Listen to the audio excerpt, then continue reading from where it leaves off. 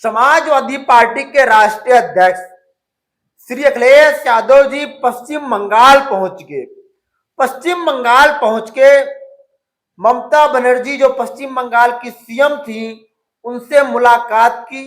मुलाकात के क्या कयास हैं? समाजवादी पार्टी के राष्ट्रीय अध्यक्ष श्री अखिलेश यादव जी पश्चिम बंगाल के क्या बातें की, तमाम ऐसे मुद्दों पे हम बात करेंगे। क्या ममता बनर्जी जी इस्तीफा ना देने से कोई किसी प्रकार की दिक्कत आएगी नई सरकार बनाने में? तमाम ऐसे मुद्दों पे हम बात करेंगे। लेकिन सभी लोगों को मेरा नमस्कार, मैं सत्य प्रकाश, आप देख रहे हैं जन विचार यूट्यूब चैनल। जो कोई चैनल पे नया है तो निवेदन है आप लोगों से कि चैनल को सब्सक्राइब कर लें और वीडियो लोगों तक शेयर करें। सबसे पहले अगर हम बात करें, समाजवादी पार्टी पहले दिन से ही ममता बनर्जी जी के साथ खड़ी थी और चुनाव हारने के बाद भी समाजवादी पार्टी ममता बनर्जी जी के सारे बयानों पे पुष्टि हम कह सकते हैं दर्ज कराती है। लेकिन अखिलेश यादव जी वहां मिलके एक संदेश दिए, स्वच्छ राजनीति का संदेश दिए इंडिया गठबंधन और इंडिया गठबंधन के तमाम घटकों को यह समझना चाहिए कि अगर आप संगठन में हो, अगर आपका एक ग्रुप है तो ग्रुप को किस तरीके से मजबूत किया जा सकता है, किस तरीके से ताकत दिया सकता है। क्योंकि जब लोग चुनाव जीतते हैं, चुनाव हारते हैं तो ईवीएम की तरफ अपनी बात को रखते हैं। वहीं हार और जीत से दोनों जगहों से सीख लेनी चाहिए। क्योंकि जब बात आती है तो तमाम पत्रकार और तमाम लोग ये सवाल खड़ा करते हैं, आप जब चुनाव जीत गए थे तो हार गए थे, आप कोर्ट का रास्ता, सुप्रीम कोर्ट का रास्ता क्यों नहीं गए? कोर्ट में आपको अर्जी लगानी चाहिए। लेकिन मैं जहां तक समझता हूं कि चुनाव में, राजनीति में सबसे बड़ा कोई न्यायालय है तो जनता है। तो आपको जनता के बीच संदेश देना पड़ेगा कि हम चुनाव हारे नहीं हैं, हम चुनाव जीते हैं। जिससे आप अगर कोई स्टैंड लो, कोई काम करना चाहो जनता के साथ मिलके, तो जनता को इतनी विश्वास होना चाहिए कि हमारा नेता हमारे साथ खड़ा था जीतने के बाद और हारने के साथ भी।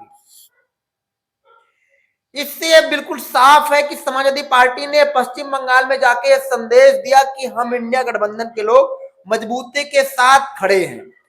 और हमारे समझ से कुछ पत्रकार और कुछ जर्नलिस्ट ये कह रहे हैं कि आप रोड पे चुनाव होना चाहिए और जनता के साथ ये निर्णय लेना चाहिए कि जो विपक्षी मुख्य दल हैं विपक्ष के, वो चुनाव लड़ने से बाइकाट करें। क्योंकि लगातार चुनाव आयोग पर और कोर्ट के तमाम ऐसे निर्णयों पर लोग सवाल खड़ा करते हैं, लेकिन जब चुनाव आता है तो वो चुनाव लड़ते हैं, चुनाव हार जाते हैं तो कहते हैं कि ईवीएम और वगैरह वगैरह, ईडी, सीबीआई, इनकम टैक्स का दुरुपयोग हुआ, हमारे नेताओं को दबाव में डाला गया। आप लोगों की राय क्या है? क्या चुनाव को बाइकाट करना चाहिए या चुनाव पक्ष में, निष्पक्ष में किसी तरीके से गोल मटोल नहीं होती, अच्छे तरीके से चुनाव होता है?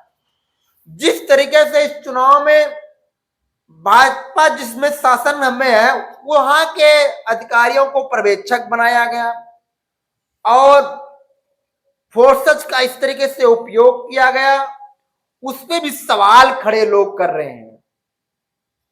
लेकिन ममता बनर्जी जी ने साफ कर दिया ये कह के कि हम इस्तीफा नहीं देंगे, हमको चुनाव हराया गया। इससे जिस तरीके से हलचल मनी, राजनीतिक हलचल मची, न्यूज तंत्रों में आए, से साफ हो गया कि ममता बनर्जी इस चुनाव से संतुष्ट नहीं है।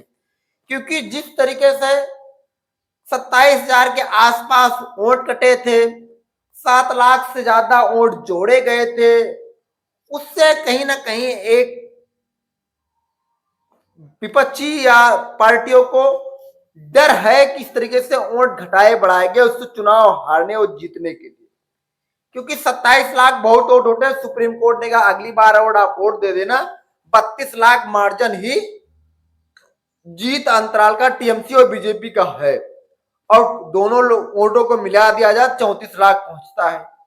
ये भी एक बहुत बड़ा फैक्टर है।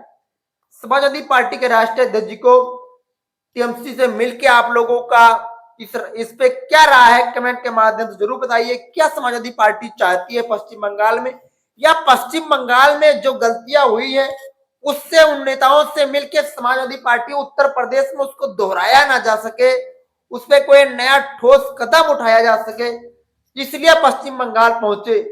आप लोगों की राय कमेंट के माध्यम से जरूर बताइए। वीडियो में इतना ही, आगे हम तमाम वीडियो से आप लोगों के बीच में रखेंगे। तब तक के लिए जय हिंद, जय भारत, जय संविधान।